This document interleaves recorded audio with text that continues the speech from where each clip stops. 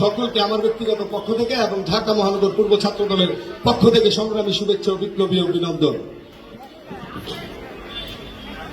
প্রিয় নেতৃবৃন্দ, আমি আমার বক্তব্যের শুরুতে শ্রদ্ধার সাথে স্মরণ করতে চাই জুলাই গণঅভ্যুত্থানে বাংলাদেশ জাতীয়তাবাদী ছাত্র দলের প্রথম শহীদ বীর চট্টলার শহীদ ওয়াসিম আকরামকে।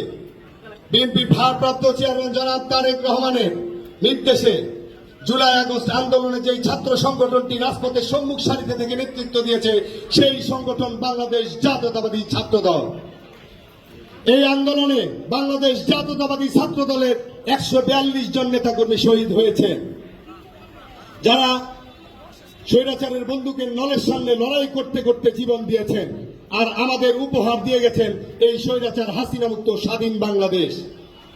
প্রিয় নেতৃবৃন্দ,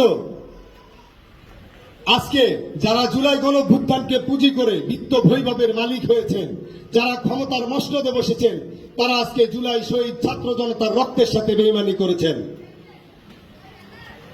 ক্ষমতার লোভে তারা আজকে নির্বাচন দিতে ভয় পাচ্ছেন। তারা আজকে তাদেরকে বলবো, দ্রুত নির্বাচনী তফসিল ঘোষণা করে নির্বাচনের ব্যবস্থা করুন। আমরা ছাত্ররা বিগত 16 বছর ভোটের অধিকার থেকে বঞ্চিত হয়েছি। শুধু আমরা ছাত্ররা নয়, এই দেশের আপামর জনগণ সহ সারা বাংলাদেশের মানুষ বিগত 16 বছর ভোটের অধিকার থেকে বঞ্চিত হয়েছে।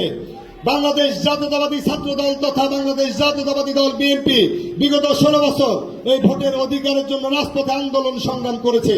আমরা আমাদের ভোটের অধিকার ফেরত চাই। আমি আপনাদেরকে আমার সাথে সুর মিলিয়ে একটি স্লোগান বলবো, তারুণ্যের প্রথম ভোট ধানের শীষের জন্য হোক। তারুণ্যের প্রথম ভোট ধানের শীষের জন্য হোক। তারুণ্যের প্রথম ভোট। সকলকে ধন্যবাদ। বাংলাদেশ জিন্দাবাদ, বাংলাদেশ জাতীয়তাবাদী ছাত্র দল জিন্দাবাদ, ঢাকা মহানগর পূর্ব ছাত্র দল জিন্দাবাদ। শহীদ রাষ্ট্রপতি জিয়াউর রহমান অমর হোক, দেশনেত্রী বেগম খালেদা জিয়া দীর্ঘজীবী হোক। তারুণ্যের অহংকার তারেক রহমান বীরের বেশে আসবে ফিরে বাংলাদেশে। সকলকে ধন্যবাদ। প্রিয়